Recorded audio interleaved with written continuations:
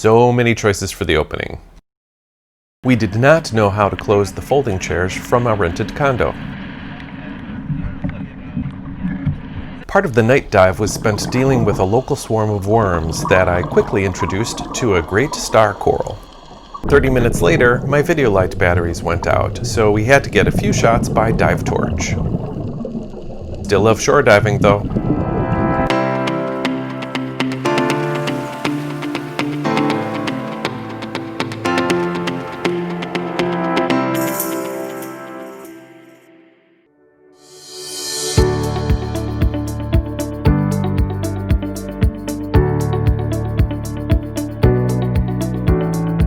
Some sources describe Santo Largo Beach as secluded, although it may not be as popular as Tres Tropi or even Mangal Alto, which is just up the road. Every time we visited, we saw at least 5 or 6 cars there. It may just be that they were spread out across the sizable 1,500-foot coastline, which is made up of several beaches separated by mangroves and some rocky shore. It's not uncommon to see snorkelers, kayakers, fishermen, or even a chicken or two. You may also see some divers. If you're interested in shore diving Santo Largo, you've come to the right place. But before we get into the site logistics, you can help us grow. We hope you enjoy watching this video as much as we did making it. We would like to make more, so please consider subscribing, give us a thumbs up, and add a comment. Our goal is to reach at least 1,000 subscribers so we can earn a bit of money to defray costs. Thanks! Oh, and tell your friends.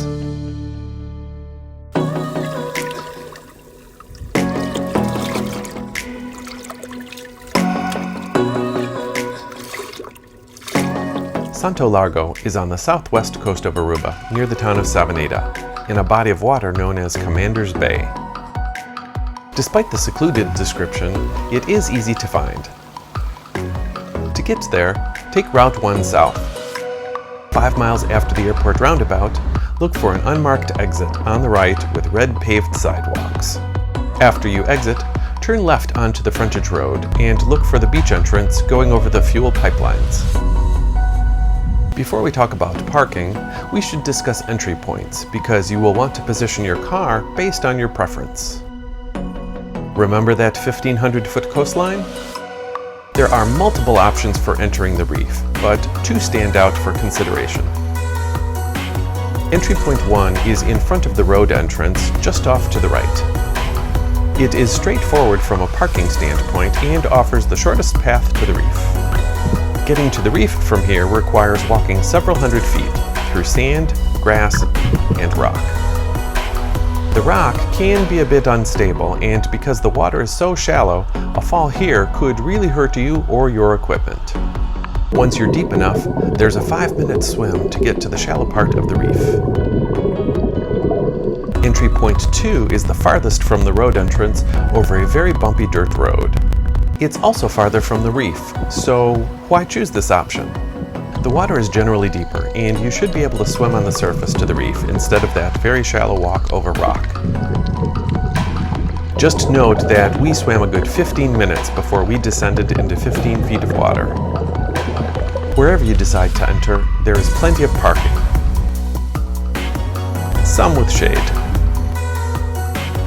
Unlike Mangal Alto or Arashi Beach, there are no short walls or other structures to set your gear up. Either come with your gear already prepared or assemble it in your vehicle to keep it clean and dirt-free.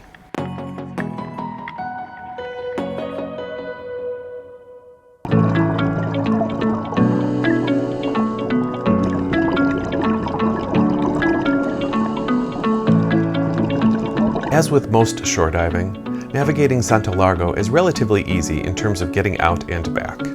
The reef is 225 degrees southwest from the shore, and the shore is 45 degrees northeast from the reef. We didn't see any major navigational points underwater, and they will vary depending on where you enter. So we suggest picking a unique coral, rock, or wreck debris once you get to the reef.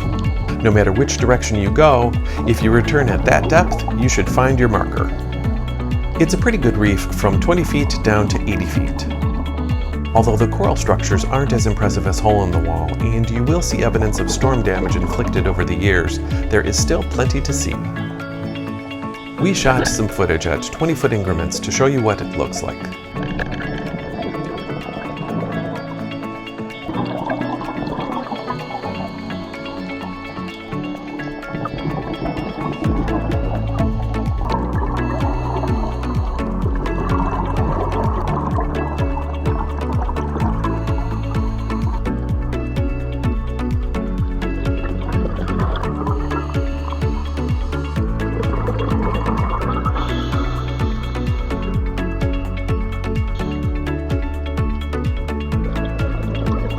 While there is a variety of different hard and soft corals, it's hard not to notice the amount of branching and blade fire coral there is.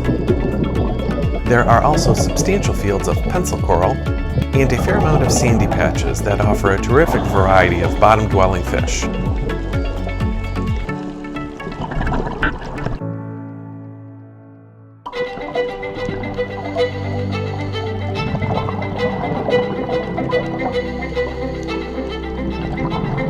Santo Largo has a lot of sea life, from fish, crab, and eels to beautiful corals and sponges. Here's a sample of what we saw on some of our dives at Santo Largo.